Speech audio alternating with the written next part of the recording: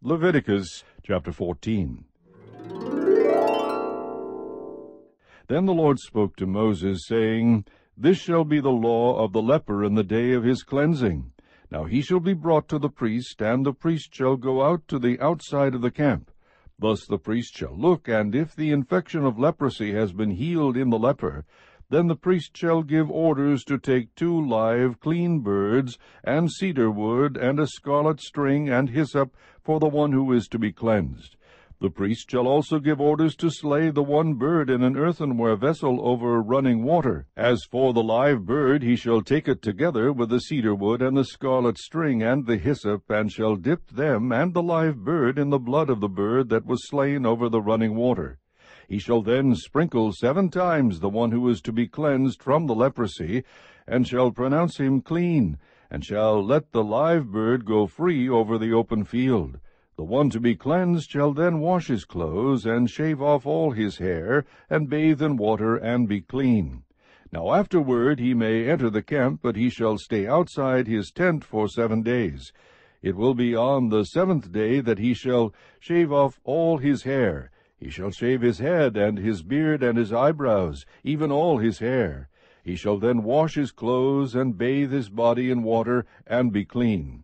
Now on the 8th day he is to take 2 male lambs without defect, and a yearling ewe lamb without defect, and 3/10 of an ephah of fine flour mixed with oil for a grain offering, and 1 log of oil.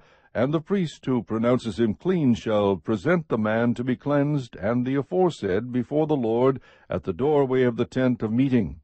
Then the priest shall take the 1 male lamb, and bring it for a guilt offering, with the log of oil, and present them as a wave offering before the Lord. Next he shall slaughter the male lamb in the place where they slaughter the sin offering and the burnt offering, at the place of the sanctuary, for the guilt offering. Like the sin offering belongs to the priest, it is most holy. The priest shall then take some of the blood of the guilt offering, and the priest shall put it on the lobe of the right ear of the one to be cleansed, and on the thumb of his right hand, and on the big toe of his right foot. The priest shall also take some of the log of oil, and pour it into his left palm. The priest shall then dip his right-hand finger into the oil that is in his left palm, and with his finger sprinkle some of the oil 7 times before the Lord. Of the remaining oil which is in his palm, the priest shall put some on the right earlobe of the one to be cleansed, and on the thumb of his right hand, and on the big toe of his right foot, on the blood of the guilt offering. While the rest of the oil that is in the priest's palm he shall put on the head of the one to be cleansed. So the priest shall make atonement on his behalf before the Lord. The priest shall next offer the sin offering, and make atonement for the one to be cleansed from his uncleanness. Then afterward he shall slaughter the burnt offering. The priest shall offer up the burnt offering and the grain offering on the altar. Thus the priest shall make atonement for him, and he will be clean. But if he is poor, and his means are insufficient, then he is to take 1 male lamb for a guilt offering as a wave offering to make atonement for him, and 1/10 of an ephah of fine flour mixed with oil for a grain offering, and a log of oil, and 2 turtle doves, or 2 young pigeons, which are within his means. The one shall be a sin offering, and the other a burnt offering. Then the 8th day he shall bring them for his cleansing to the priest, at the doorway of the tent of meeting, before the Lord. The priest shall take the lamb of the guilt offering, and the log of oil, and the priest shall offer them for a wave offering before the Lord. Next he shall slaughter the lamb of the guilt offering, and the priest is to take some of the blood of the guilt offering, and put it on the lobe of the right ear of the one to be cleansed, and on the thumb of his right hand, and on the big toe of his right foot. The priest shall also pour some of the oil into his left palm, and with his right-hand finger the priest shall sprinkle some of the oil that is in his left palm 7 times before the Lord. The priest shall then put some of the oil that is in his palm on the lobe of the right ear of the one to be cleansed, and on the thumb of his right hand, and on the big toe of his right foot, on the place of the blood of the guilt offering. Moreover, the rest of the oil that is in the priest's palm he shall put on the head of the one to be cleansed, to make atonement on his behalf before the Lord.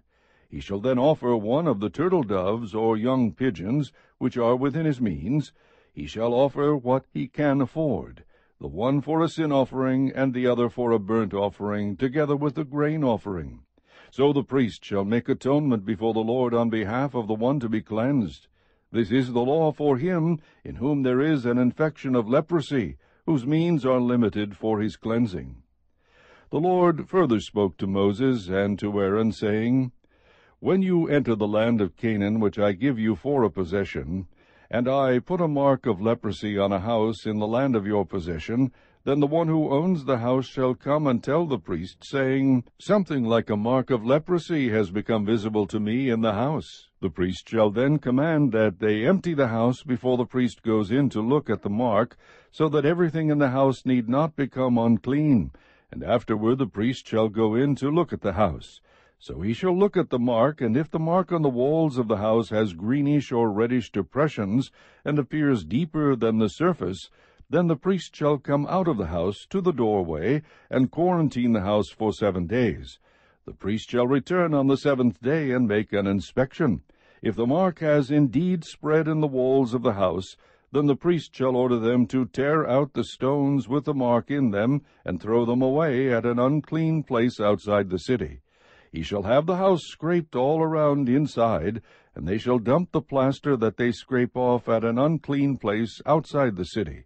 Then they shall take other stones and replace those stones, and he shall take other plaster and replaster the house.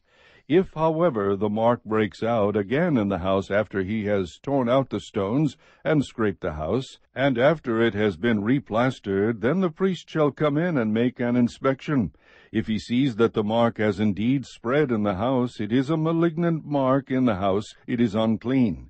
He shall therefore tear down the house, its stones and its timbers, and all the plaster of the house, and he shall take them outside the city to an unclean place. Moreover, whoever goes into the house during the time that he has quarantined it becomes unclean until evening. Likewise, whoever lies down in the house shall wash his clothes, and whoever eats in the house shall wash his clothes. If, on the other hand, the priest comes in and makes an inspection, and the mark has not indeed spread in the house after the house has been replastered, then the priest shall pronounce the house clean, because the mark has not reappeared. To cleanse the house then he shall take 2 birds and cedar wood, and a scarlet string and hyssop. And he shall slaughter the one bird in an earthenware vessel over running water.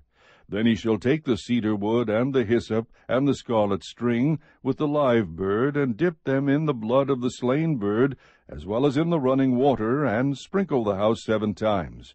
He shall thus cleanse the house with the blood of the bird, and with the running water, along with the live bird, and with the cedar wood, and with the hyssop, and with the scarlet string. However, he shall let the live bird go free outside the city into the open field. So he shall make atonement for the house, and it will be clean. This is the law for any mark of leprosy, even for a scale, and for the leprous garment or house, and for a swelling, and for a scab, and for a bright spot, to teach when they are unclean, and when they are clean. This is the law of leprosy. Chapter 15. The Lord also spoke to Moses and to Aaron, saying, Speak to the sons of Israel, and say to them, When any man has a discharge from his body, his discharge is unclean. This, moreover, shall be his uncleanness in his discharge.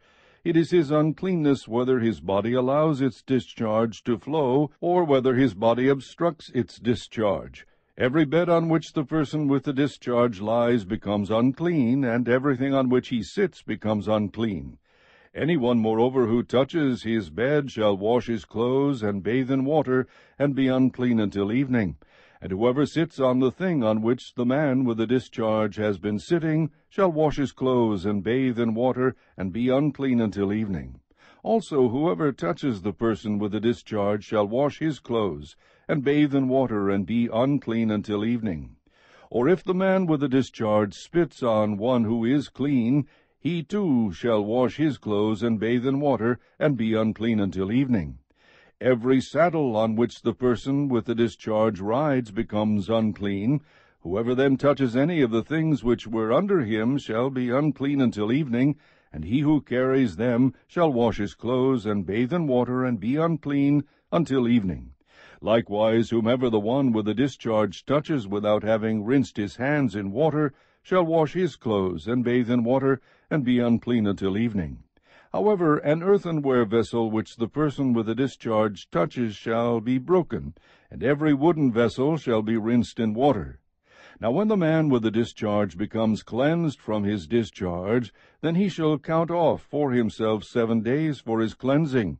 He shall then wash his clothes and bathe his body in running water, and will become clean. Then on the 8th day he shall take for himself 2 turtle doves, or 2 young pigeons, and come before the Lord to the doorway of the tent of meeting, and give them to the priest. And the priest shall offer them, one for a sin offering, and the other for a burnt offering. So the priest shall make atonement on his behalf before the Lord because of his discharge. Now if a man has a seminal emission, he shall bathe all his body in water, and be unclean until evening. As for any garment or any leather on which there is seminal emission, it shall be washed with water, and be unclean until evening. If a man lies with a woman so that there is a seminal emission, they shall both bathe in water, and be unclean until evening. When a woman has a discharge, if her discharge in her body is blood, she shall continue in her menstrual impurity for 7 days, and whoever touches her shall be unclean until evening. Everything also on which she lies during her menstrual impurity shall be unclean, and everything on which she sits shall be unclean. Anyone who touches her bed shall wash his clothes, and bathe in water, and be unclean until evening. Whoever touches anything on which she sits shall wash his clothes, and bathe in water, and be unclean until evening. Whether it be on the bed or on the thing on which she is sitting, when he touches it, he shall be unclean until evening. If a man actually lies with her so that her menstrual impurity is on him, he shall be unclean 7 days, and every bed on which he lies shall be unclean. Now if a woman has a discharge of her blood many days, not at the period of her menstrual impurity, or if she has a discharge beyond that period, all the days of her impure discharge she shall continue as though in her menstrual impurity she is unclean. Any bed on which she lies all the days of her discharge shall be to her like her bed at menstruation, and everything on which she sits shall be unclean, like her uncleanness at that time. Likewise, whoever touches them shall be unclean, and shall wash his clothes, and bathe in water, and be unclean until evening. When she becomes clean from her discharge, she shall count off for herself 7 days, and afterward she will be clean. Then on the 8th day she shall take for herself 2 turtle doves or 2 young pigeons, and bring them in to the priest, to the doorway of the tent of meeting. The priest shall offer the one for a sin offering, and the other for a burnt offering. So the priest shall make atonement on her behalf before the Lord because of her impure discharge. Thus you shall keep the sons of Israel separated from their uncleanness, so that they will not die in their uncleanness by their defiling my tabernacle that is among them. This is the law for the one with a discharge, and for the man who has a seminal emission, so that he is unclean by it, and for the woman who is ill because of menstrual impurity, and for the one who has a discharge, whether a male or a female, or a man who lies with an unclean woman.